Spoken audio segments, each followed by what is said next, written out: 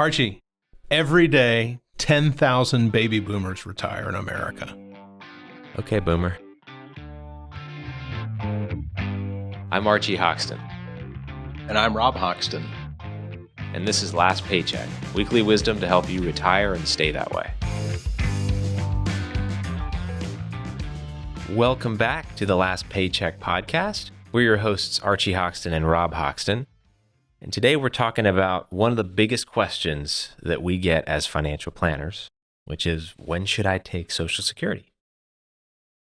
So I figured we'd start with some research that came out. It's from the National Bureau of Economic Research. And there's a really interesting paper about things people regret, financial decisions that people regret later in life. And one of them has to do with Social Security. Almost 20% of people who responded to the survey regretted taking Social Security too early, right? So we want to talk about that. Is that something that you might eventually regret? The idea here is to give you the information that you need to make the decision that you won't end up regretting later. So, At the very least, to not assume that you would claim it right when you retire. Right. Like at 62 or at 65. I mean, that's not even full retirement age for most people anyway. yeah. Yeah. Which brings up a good point. So let's start with the basics. So your Social Security core base benefit is based on something called full retirement age. If you were born after 1960, your full retirement age as of now is 67 years old. Now, if you were born before, it'll be somewhere between 65 and 67. Most people are falling in the 66 and a few months range who are about to take it and are in that category. Archie, why did you say as of now? Well, that's a good question. It's a different can of worms. One possible way that the government may decide to ensure that benefits last further and further into the future is by raising the full retirement age, which they have done in the past. It was originally 65. It's now all the way up to 67. So my full retirement age right now is 67. However, there could be a point in my life where that changes. I might get bumped to 68 or something. It's speculation right now, but it's one tool in the tool bag of making sure that benefit lasts. Right. Gotcha. Thank you. Yeah, that's a great topic for another episode.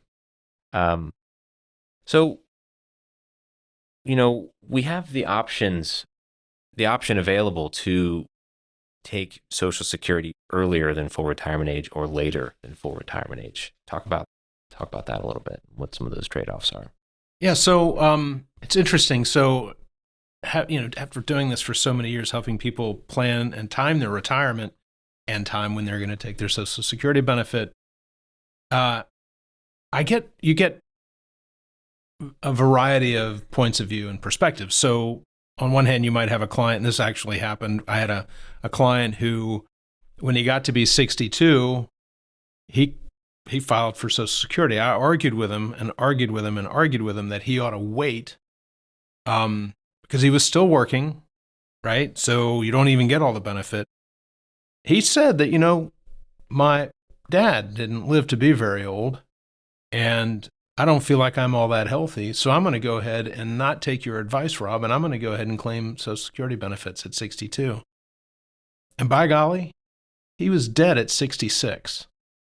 It was sad, but he was right and I was wrong. I had no way of knowing how long he would live.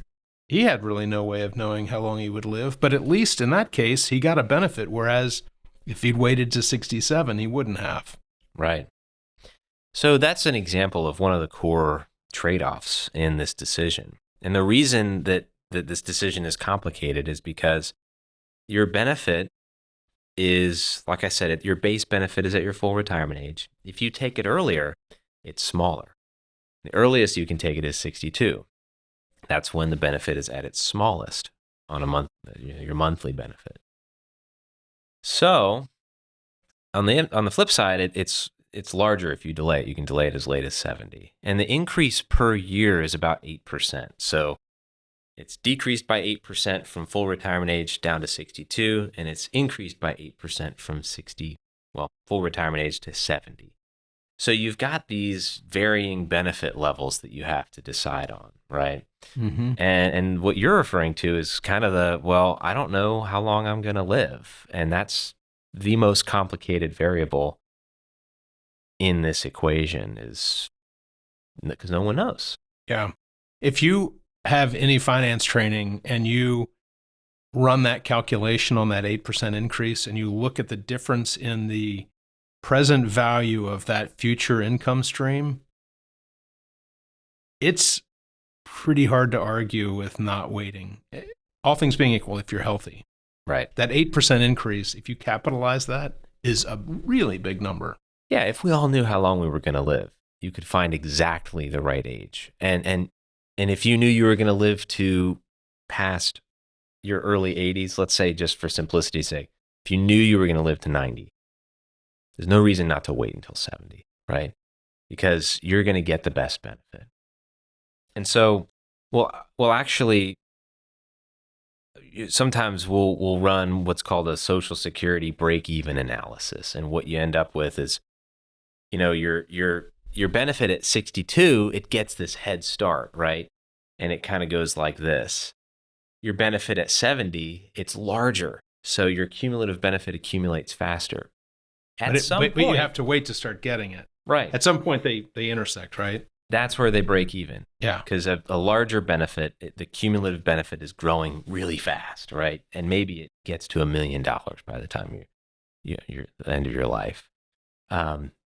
So you want to balance, well, I want the largest cumulative benefit, but there's a big unknown factor, and that's how long am I going to live, right? And that, you can look at your family history, you can look at your current health, but there's no way to know for sure. And so that's why, it's important to work with a planner to look at your specific situation, look at your needs and your values. Maybe you're someone who values, I want it now, and I don't know how long I'm going to live. Maybe you're someone who's like, I want the largest cumulative benefit, and I'll take a little bit of risk to get that. And that risk being the unknown. I don't know how long I'll live. The answer varies from one person to the next, right? I mean, you look at me. I loved to eat a little too much meatloaf and mashed potatoes. I'm going to consider taking my benefit a little bit earlier. Yeah. So, yeah, there is something to keep in mind, though. You've got this 8% increase if you delay. However, once you file, it's final, and you don't get that increase. You may get cost of living adjustments where the government says, all right, we're going to increase everyone's benefit because inflation is. Yeah, in 2023, it was big because of the inflation. It was over 8%, as I recall. Coming up in 2024, it's 3.2%. That's still a pretty big increase to the benefit. Can you talk a little bit about people who continue to work and want to file early? Yeah, at 62. This is the other, with your story, the other big consideration, and where you were coming from advising not to take it early. So if you decide to take your benefit before full retirement age and you're still working, the Social Security Administration reduces your benefit if you're making over a certain amount. So if you're not turning full retirement age this year, let's say you're 62 and you're working and you're earning more than $21,240 for 2023, all the money over and above that number is reduced. $1 for every $2 above $21,240. So it's effectively cut in half above that limit. So your benefit is reduced quite a bit. And the more money you make, the more it's reduced. So that's a huge consideration. If you're still working and you want to take your benefit,